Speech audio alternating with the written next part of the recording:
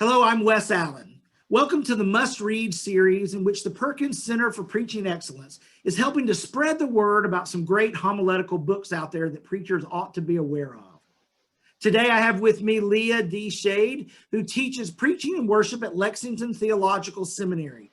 Now, I have to be honest, I have a special fondness for Leah, not only due to our connection that we share with Lexington, hello LTS family, but also because of our scholarly work overlapping in a couple of places. This past year, Dr. Schade published Preaching in the Purple Zone, Ministry in the Red-Blue Divide. Leah, welcome to Must Reads, and would you get us going by naming the problem you seek to address in this book? Thanks, Wes, and thanks for creating this must-read series. It's really very helpful for pastors and clergy thinking about what can be helpful in their ministries. And that's exactly what I wanted to look at when I was writing this book. I was seeing that pastors were really struggling with how to talk about public issues that affect their congregations, their communities, issues that have become politicized and so divisive that preachers either want to avoid, or when they do engage, it causes such conflict that it can really tear the fabric of the congregation.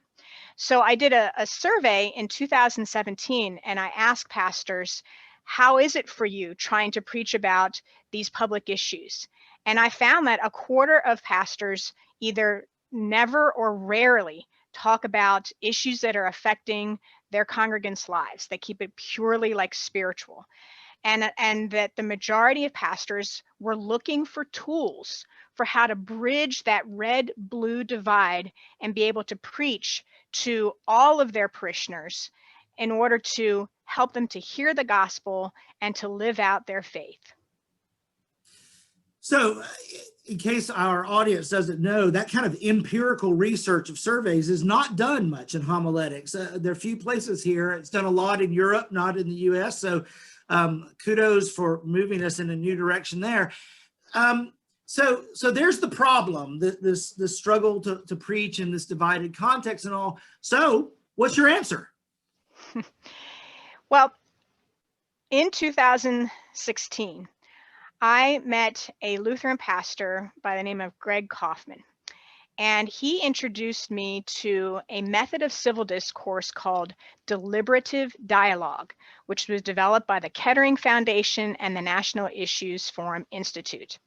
And the idea of deliberative dialogue is to bring people together from diverse constituencies and to use a nonpartisan issue guide to look at a particular topic, whether it's immigration or climate change or any number of public issues, and to look at three different approaches to the topic in order to weigh the pros and cons of each of these approaches, and then to find what are our shared values, what's our common ground, and then how can we move forward? How can we take some next steps as a congregation to respond?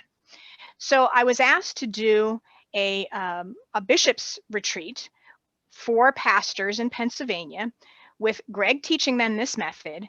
And I came up with the idea of, well, what if we bookended it with a sermon on the front end to introduce the topic in a way that I call a prophetic invitation to dialogue.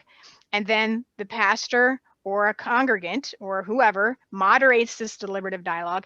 And then there is a follow-up sermon that integrates the insights from the deliberative dialogue in what I call the communal prophetic proclamation.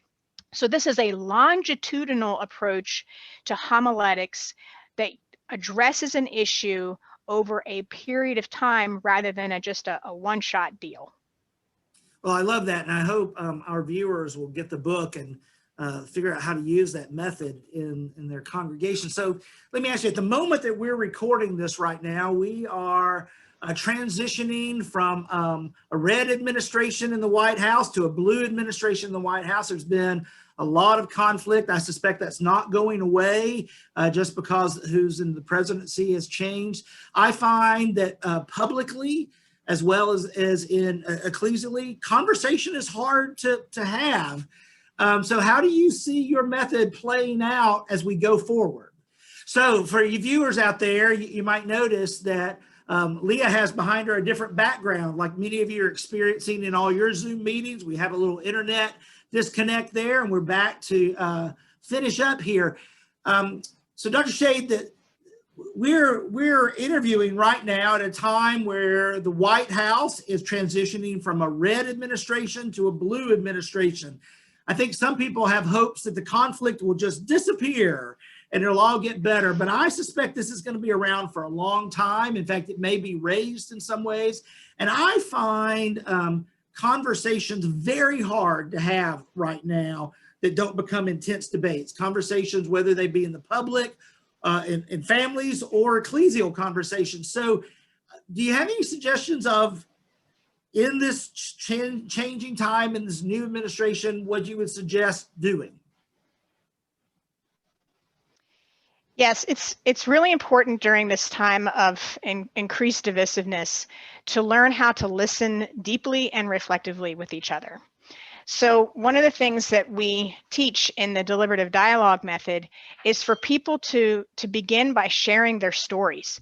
So if you're talking about an issue, to say, how has this issue impacted you personally, or your family, or your community? So we're getting beyond the Fox News, MSNBC spin to really talk about, what's your story? So we're grounding ourselves in narrative. The reason why this is so important is that it humanizes the people that we disagree with. We understand that they are having struggles, that there are underlying values that are informing their position, and we want to affirm those values.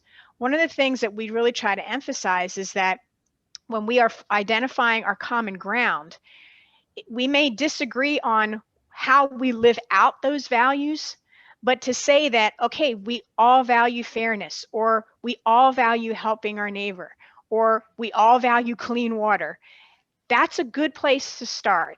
God can work with those common values, and then we can start to think about, what are next steps that we could take that would be in alignment with who we are as the body of Christ and the values that are important to us. So listening to each other's stories, humanizing the people that we disagree with, and really finding that common ground to take steps moving forward.